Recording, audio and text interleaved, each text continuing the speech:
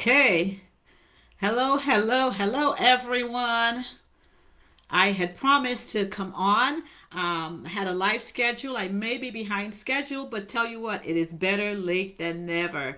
So as you are coming in, just go ahead and comment.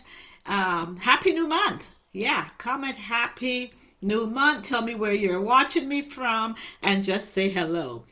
So I'm gonna go ahead and let me see if there's anyone that I see. I want to make sure that I acknowledge anyone who is coming in.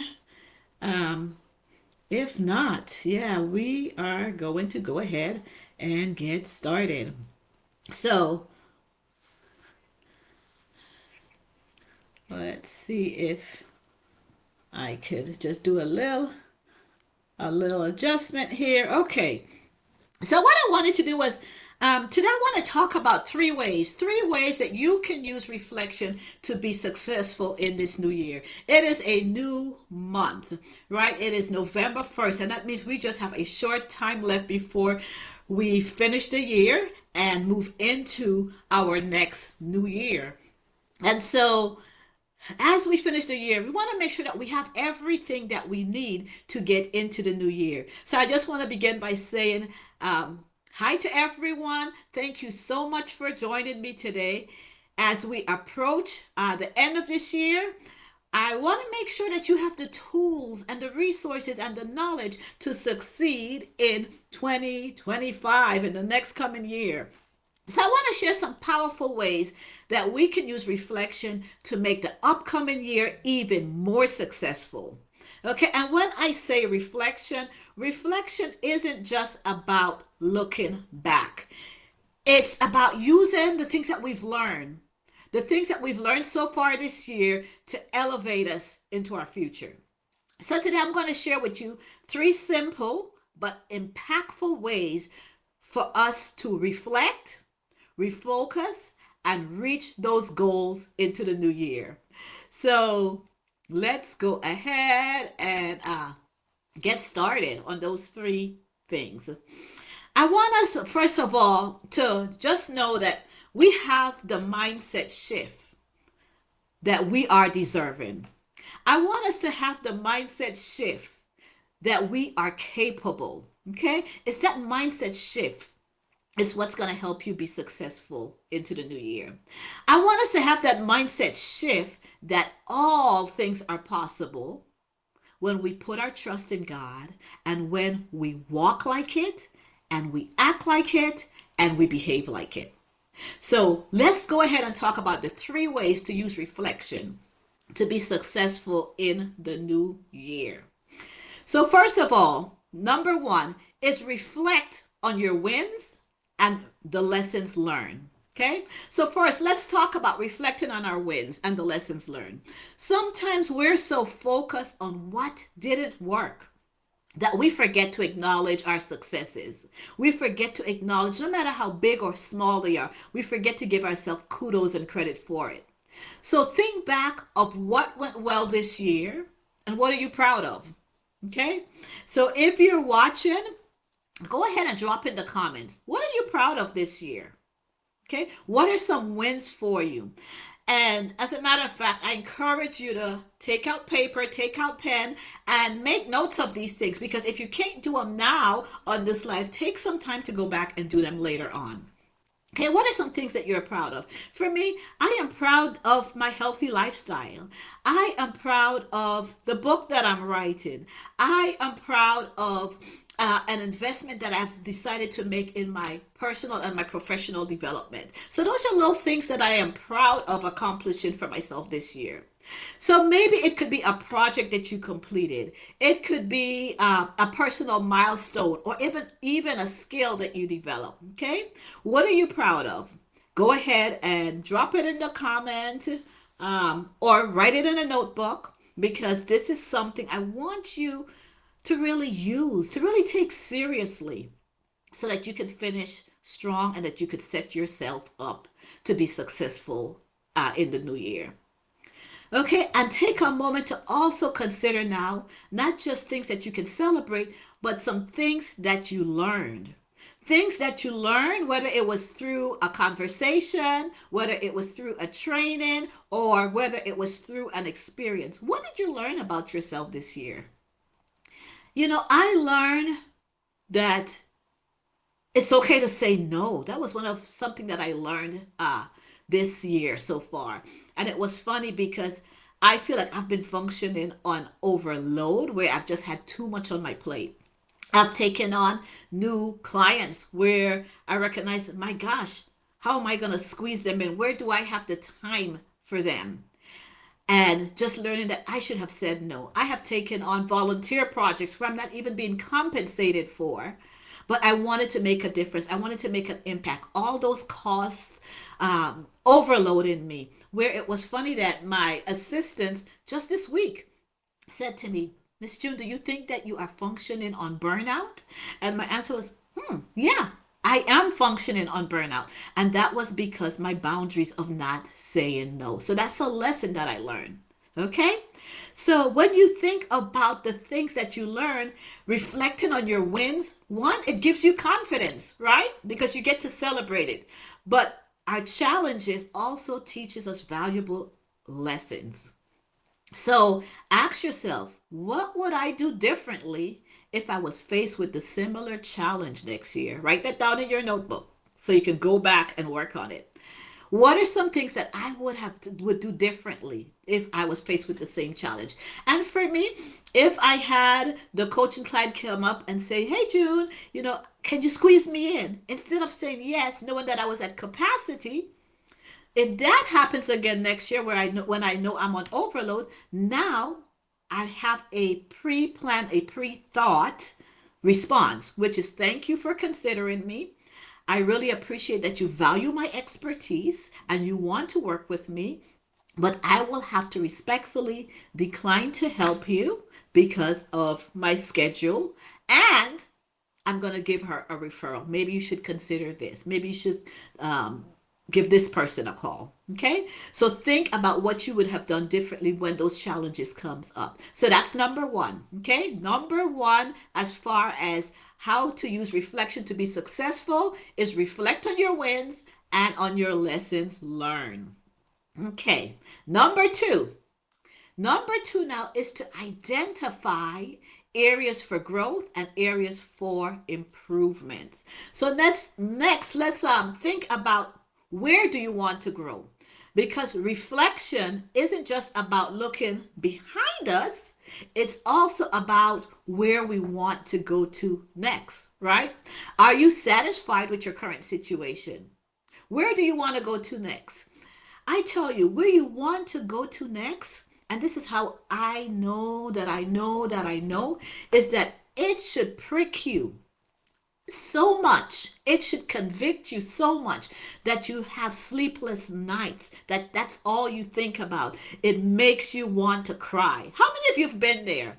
If you've been there, go ahead and put that's me in the comment. Okay, and if you're looking at the replay later on, put hashtag replay that's me, so I can see who is watching now and who's gonna watch later. What areas for growth or improvement that it burns so strong inside of you that it convicts you, it forces you to want to take action? That's the kind of feeling that you want to feel about your future. Okay? Take some time to look at areas in your life or areas in your work where you feel you need a bit more attention. What might those be? Go ahead and drop it in the comment of where would you want to just improve more in your life? Where do you feel that you need this change, this transformation that will just set things up different for you? And for me, I'll tell you, it is my business finances. I'm ready to think with a consistent millionaire mindset. I want to have the finances where I can invest on a global scale, where I can do more bigger things that I know I am deserving of, that I know I was created for. And so that requires a change in my mindset, right? It requires for me to recognize who I am and whose I am. And if I am joint heirs with Christ, right? And our Father is the King, my gosh, I'm already rich. So I need to walk like it, act like it, and now attract that amount of capacity, right? That finances. So go ahead and drop in the comment, where do you feel you want to improve on?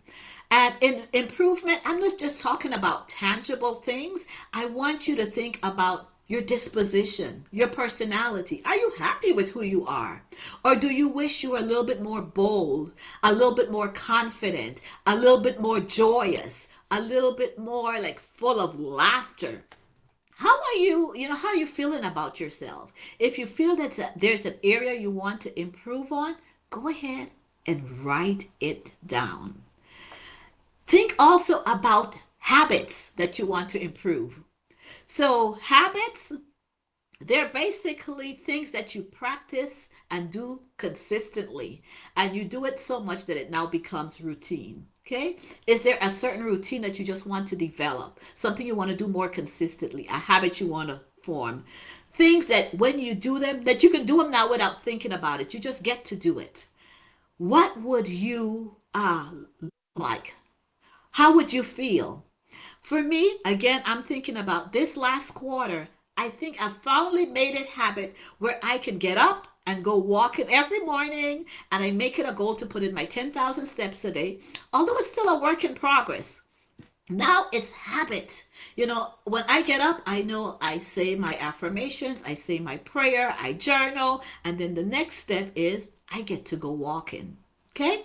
That's become habit. It's not an option. It's not, should I? It's just like, this is just something I get to do, just like brushing my teeth, just like putting on my clothes. I get to go walking because now I get to go and connect with nature. I get to go out and just enjoy the breeze and see other people on the trail. But most of all, I just get to go out and commune and connect with God. And so as I walk, it now becomes habit for me.